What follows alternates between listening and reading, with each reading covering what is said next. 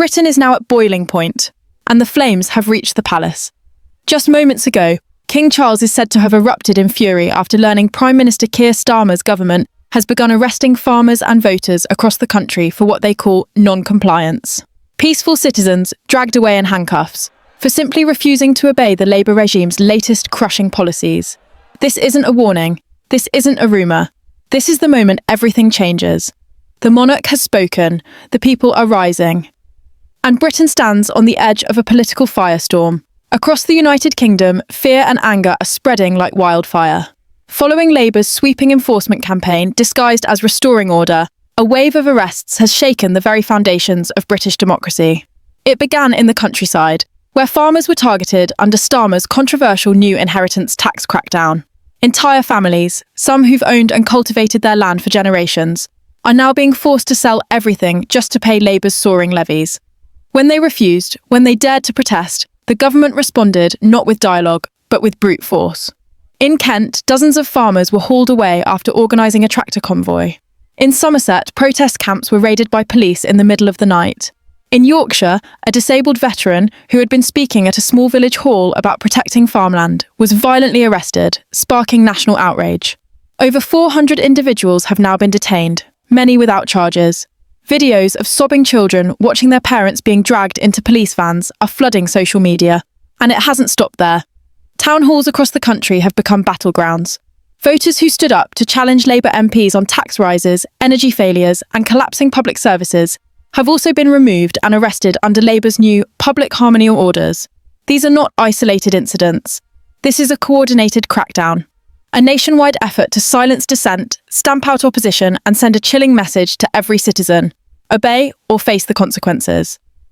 Sources close to Buckingham Palace confirm that King Charles was horrified after watching footage of an elderly landowner being pushed to the ground by riot police in Lincolnshire. It was during a private meeting with senior advisors that the king, usually a figure of calm and discretion, reportedly lost his temper and slammed his hand on the table. "This is tyranny," he was quoted saying. "This is not what Britain stands for." And he's right. This isn't the Britain we know. It's not the Britain we grew up in. This is a nation that once took pride in debate, freedom, and standing tall against repression. But under Keir Starmer's government, the line between democracy and dictatorship is disappearing fast. Starmer's defenders claim these measures are necessary to preserve stability. But the people see the truth. They see a prime minister obsessed with control, terrified of losing grip, and willing to destroy centuries of liberty to silence the roar of rebellion echoing from the fields to the cities. The Labour Party, once the voice of the working man, is now turning its back on the very people who built this country. Farmers, pensioners, veterans, mothers, all branded enemies of the state for daring to speak out. Reform UK's recent electoral surge has clearly rattled the establishment. Starmer's answer isn't to win back hearts, it's to crush resistance with batons and handcuffs. And that's what pushed the king to speak out. In a private call with Starmer, palace insiders claim, King Charles delivered an unprecedented warning. "You are alienating the very people you were elected to serve. Britain is watching, so am I." This rare intervention has reportedly shaken Number 10, with tensions between the palace and Downing Street now at a historic high.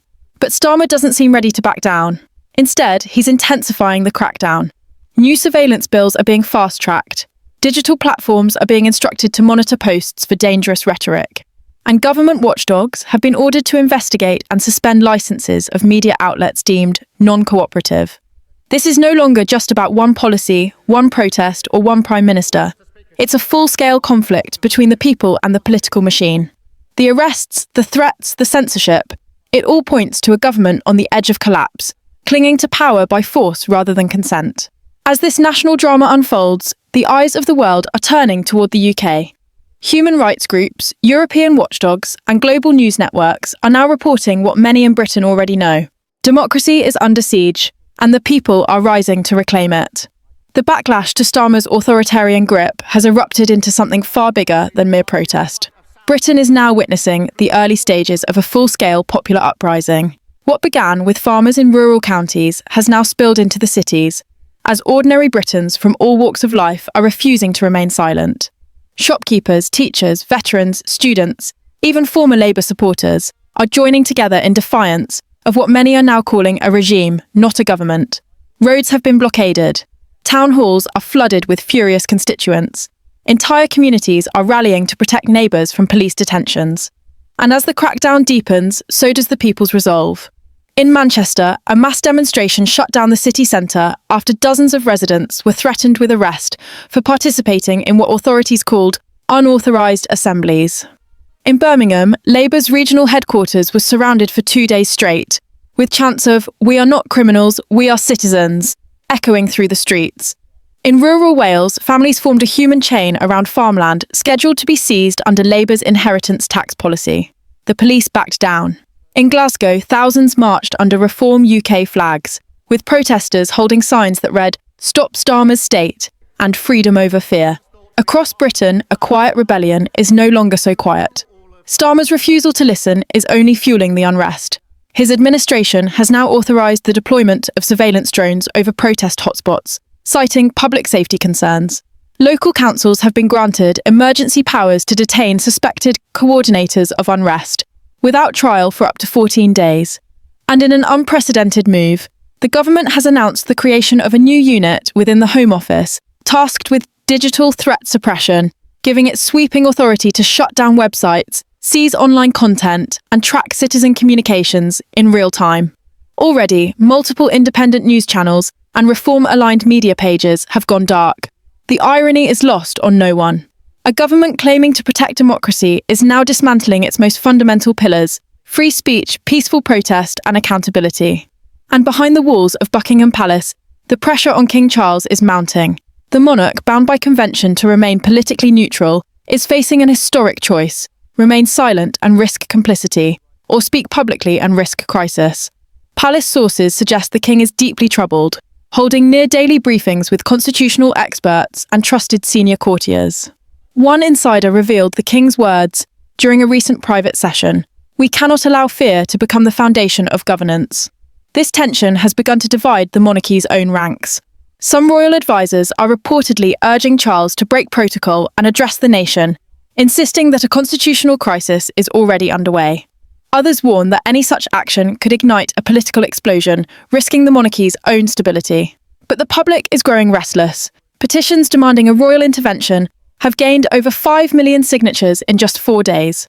Public figures, including retired judges, bishops, and even former MPs, are openly pleading for the king to act, calling this the greatest test of royal responsibility since World War II. Meanwhile, the Labour leadership is scrambling. Senior party officials are reportedly furious at the palace's involvement, accusing the monarchy of overstepping its role. One unnamed minister was quoted as saying, "The king would do well to remember this is an elected government." But many observers see this not as democracy in action, but as a government terrified of losing control, cracking down not just on opponents, but on its own citizens. And it's not just the UK watching. Internationally, the alarms are being sounded. The United Nations has requested an official report on the treatment of British protesters. European Parliament members are demanding sanctions and an emergency hearing on the UK's domestic crackdown. In Washington, US senators on both sides of the aisle have condemned the arrests, calling them gross violations of civil liberty. Australia and Canada have both issued diplomatic queries about the safety of their citizens living in the UK. What was once viewed as internal political unrest is now becoming an international scandal. Yet Keir Starmer appears undeterred. In a speech delivered behind closed doors to party donors, he reportedly doubled down on the narrative that extremists are threatening national cohesion, hinting at the need for even stricter measures in the weeks ahead. It's a speech that has since leaked and sparked outrage. What Starmer fails to grasp is that the more force he uses, the more the public unites against him. This is no longer about Reform UK, the countryside, or a single policy. This is about the very right to disagree, to question, to resist. As the arrests climb past 600, with new reports surfacing every hour of journalists being detained and independent outlets raided, the question now isn't whether Britain is in crisis. It's how much longer it can hold together before something gives. The people are angry, organised, and emboldened. They've seen behind the curtain and they don't like what they've found. Farmers with broken fences, mothers with empty fridges, pensioners with unaffordable energy bills. They're all united now in one voice: enough. And that voice is getting louder. As Britain spirals further into unrest, the very foundations of Keir Starmer's Labour government are beginning to crack from within. The party that once boasted of unity and control is now deeply fractured, with MPs, aides, and even ministers growing increasingly uneasy over the Prime Minister's hardline tactics. Several Labour backbenchers have already broken ranks, warning that the arrests of peaceful farmers and voters could irreparably damage the party's reputation and future. In hushed tones and anonymous interviews, these figures describe a Prime Minister who has become paranoid, isolated, and obsessed with maintaining control at all costs, even if that means turning against his own people. One senior MP, speaking on condition of anonymity, told reporters, "This isn't what we stood for. We were elected to lead, not to silence. We're walking a dangerous path, and I fear we won't be able to turn back." Another revealed that a quiet rebellion is already forming within the party, with calls for an emergency meeting to review Starmer's leadership intensifying behind the scenes. Yet the Prime Minister, instead of listening, is reportedly doubling security and demanding loyalty pledges from his inner circle. The more the public resists, the more Starmer turns inward, ruling not with consensus, but with fear. This growing rebellion inside Labour is being matched by an explosion of support for Reform UK outside the halls of Westminster. While traditional media downplays their rise, a silent revolution is building beneath the surface. Across villages, towns, and cities, Reform supporters are forming underground networks, organising food drives for families affected by energy poverty, providing legal support to arrested protesters, and distributing uncensored information that defies the government's media blackout. Pop-up community meetings, often hosted in church halls, barns, or private homes, are drawing hundreds, even thousands of attendees. These gatherings have become a symbol of peaceful defiance, where citizens share their fears, their hopes, and their plans to take back control from a government they no longer trust. And the numbers don't lie. Since the arrests began, Reform UK's membership has more than tripled. Donations have surged, new candidates are lining up to run in local elections, and online viewership of their press conferences has eclipsed mainstream news networks. Nigel Farage, sensing the moment, has stepped back into the spotlight, calling for a national referendum on Labour's emergency powers and urging the King to act as a check on Parliament's growing tyranny. His words have struck a chord with a public desperate for leadership that listens. All the while, King Charles remains under intense pressure. Sources inside the palace reveal that the monarch is no longer content with private warnings and quiet diplomacy. He's reportedly drafting a public address to the nation, something not seen in modern history outside of war or royal death. According to insiders, the King's message will be one of unity and calm, but it will not shy away from condemning the erosion of civil liberties and calling for a return to democratic principles. Palace staff have already begun preparing for the fallout. The mere suggestion of such a move has sparked panic in Downing Street, with urgent meetings held late into the night to discuss potential legal pushback. But the King is not alone. A growing number of influential voices are standing behind him. Former prime ministers, military veterans, and even prominent members of the clergy have privately assured the palace of their support, should the monarch choose to intervene. There is a quiet but determined movement gathering strength, one that seeks to restore balance, rein in authoritarianism, and protect the rights of ordinary Britons. The mood in the country is shifting rapidly. What was once fear is turning to resolve. What was once silence is becoming a roar. And as Labour's unity crumbles, it's becoming clear that this crisis is not only one of policy, but one of identity. Who speaks for Britain now? A Prime Minister hiding behind riot shields and arrest warrants, or a people who refuse to bow? The coming days will likely answer that question. Already, several high-profile resignations from Labour's regional leadership have sent shockwaves through Westminster. Whistleblowers are emerging with damning evidence of orders given to suppress protests by any means necessary. Leaked emails from the Home Office suggest that arrest quotas were set to meet stability targets, an accusation that could explode into a full-blown scandal if confirmed.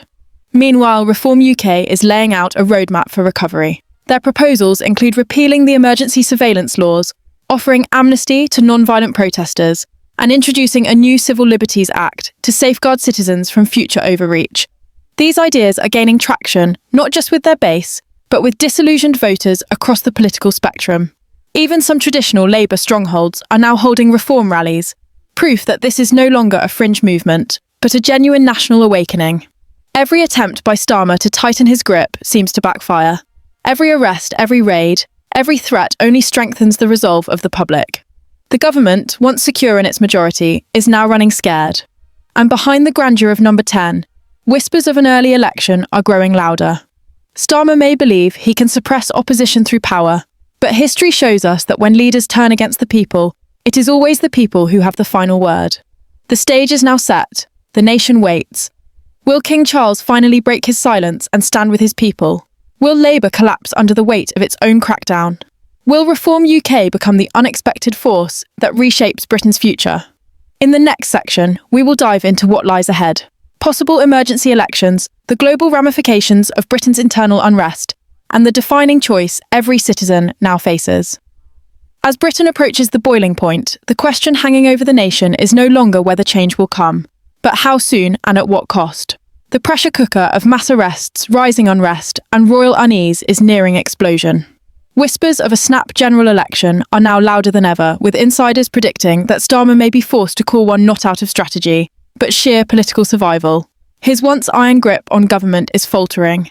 Allies are distancing themselves, advisors are panicking, and cracks in Labour's fortress are now wide open for all to see. Meanwhile, the global community is watching Britain with growing alarm. International headlines now question the UK's democratic health.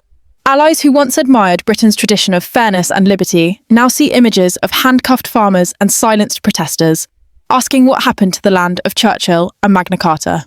The United Nations has formally requested independent observers to monitor the escalating situation. Britain, a nation that once lectured others on democracy, is now facing calls to defend its own. Inside homes across the UK, the mood is shifting from anger to determination. Families who once stayed out of politics now sit around the dinner table discussing surveillance, civil rights, and what comes next. Reform UK's rise has turned into a movement, something deeper than a political party. It has become a vessel for those who feel betrayed, dismissed, and oppressed. And as more whistleblowers come forward, revealing the machinery behind Labour's crackdown, the public's patience is evaporating. Now all eyes turn to King Charles. Will he speak publicly and call for restraint? Will he push for national dialogue before the country fractures further? Or will silence from the monarchy be taken as approval of Starmer's path? These are historic days, where every word carries weight, and every decision echoes across generations. Britain is standing on the edge, and the next step will define its future. In this defining moment, the people must decide, submit to fear, or rise with courage. Because once again, the fate of the nation lies not in the hands of a single leader, but in the collective voice of millions who dare to say, enough. If you believe the British people deserve truth, freedom, and a voice that cannot be silenced, then stand with us. Share this video with your friends, your family, and everyone who still believes in democracy. Let your voice be heard in the comments below and tell us where you stand in this critical moment for our nation. Don't forget to subscribe to Britain Info for real, unfiltered updates that the mainstream won't show you. Your support keeps the truth alive. And now, more than ever, the country needs it. Stay informed, stay strong, and stay ready, because history is being written right now.